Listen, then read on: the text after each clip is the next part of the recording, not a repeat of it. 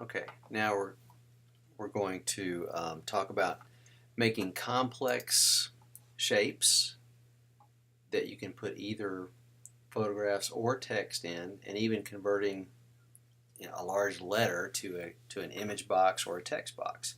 Just to show you that you can make image boxes or text boxes in any shape whatsoever.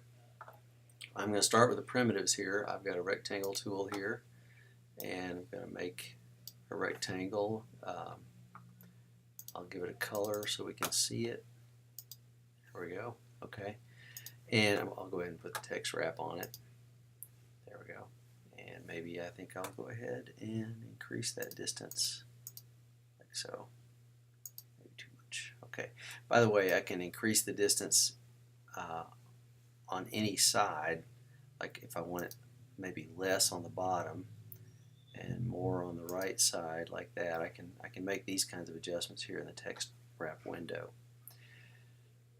which I actually also could have done with the gator instead of manually deleting all those points. Okay, so I've got this shape, and I could make an ellipse like this, and another one like that, and select all three of these.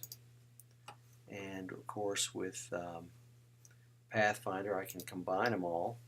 And notice that it lost the color because it takes the color of the top shape. So, and it has to make a choice because these had clear and then that had green, and so it chooses the shape that's on top as far as what color it will take. Looks like I have to add the text wrap back on because I just made it a new shape, so I had to reenact the text wrap there. Okay, so I can make a complex shape, and I can put anything inside this shape, any kind of photo that I want. Oops. And of course, with the black arrow, I move the whole shape. With the white arrow, I move the content of what's in there. If I have the white arrow and the content selected, I can change the percentage of the content up there. Of course, that might move it off, and I have to recenter it like this. Okay. Now this is currently a graphic box, but if I wanted to, I could turn this into a text box and have it not be a graphic box anymore. I could go to Object, Content, and currently it won't let me change anything because it has a photo in it.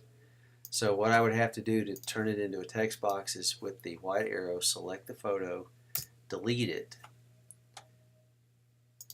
and then with the black arrow selected, I can go to Content. I can make it something else. It's currently a graphic box. I can make it into a text box that way, and click and just start typing, or fill with placeholder text, and I can change the font and the size, whatever the color.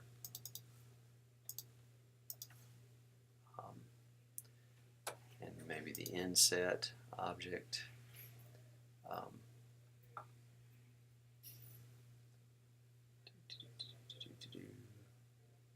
Okay.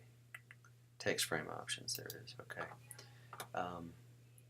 Inset the text from the edge and have something like this. Ugh. It's ugly, but you get the idea. Okay, now, so any graphic box can become a text box, and any text box can also become a graphic box. Like here's a text box right there. Object content. I would have to delete the content, so I've select all and delete it. And then I can go to Object, Content, and I can make it a graphic. File, Place, and put the image in there, and then I can turn anything into anything else. Okay. Let's see. By the way, you may wonder, it's not a huge photo, but still it's not quite that pixely. The photo should be better than that. Even the gator should be better. And the reason that it's not is that to save memory, by default, InDesign will show you a more pixelated version. But you can ask for a high resolution display. It won't make your photos better than they are, but it will show them as good as they are. So I'll go to View, Display Performance. And every time you open InDesign, it goes to Typical Display. But you can ask for high quality display and it'll make your image look as good as it is. And that's, sometimes you want that. It will make InDesign work more slowly. It won't work as fast, but sometimes you just want to see what it's going to look like. So you have that option. Okay, so you can make any box into any other type of box. You can edit the shape of it with the white arrow. You can play with any of these handles and just change their shape. You can even turn text into a box. Okay, I'm going to do that. I'm going to get the text tool, make a letter B. Okay, I'm going to highlight that. I'm going to make this humongous. I'm going to make it 500 points. And so I did that up here. I hit the tab key. Now the reason I can't see it is because my little box is too small to show that. So I can get the black arrow tool. I could drag it out. Oops, let me undo that. I could drag the corner out until I see it. That's one thing I could do. Or I could go to Object Fitting, Fit Frame to Content. Oops.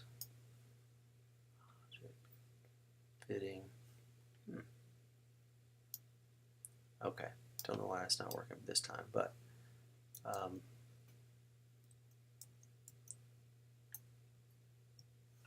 edit, redo. Okay, let's do that. Okay, there we go. So I have this text box, and in fact, it's not big enough. I'm going to make it even bigger. So here in the character window, it tells me it's 600. I'm going to make that like 900. I'm sorry, I did the wrong thing. I did the leading. Here's the size of the letter right here on the left, 900. And again, it's bigger than the box, so I'll just drag the box out until I can see it. There we go. Okay. So I got this huge letter. Well, I can turn this letter shape into a picture box, or I can even turn it into a text box. And just to make things simpler, I'm going to get rid of this. Well, okay, I'll just keep it for now. Okay. What I have to do before I can change this, I've got to turn this letter into a graphic, into a vector graphic. So I have it selected. And then I go up to type, which it currently is. It's a font. It's a vector font. And I'm going to go to create outlines, and this will turn it into a vector graphic. And now it's just as if I had drawn it with a pen tool. Okay, and so in fact I can, with the white arrow, you can see I can see all these control points, and if I click on the line, I can play with any of these control points. I can move them because it is now a graphic. It's no longer a font. Okay. Once I've done that, once I've created outlines, now I can place an image inside there,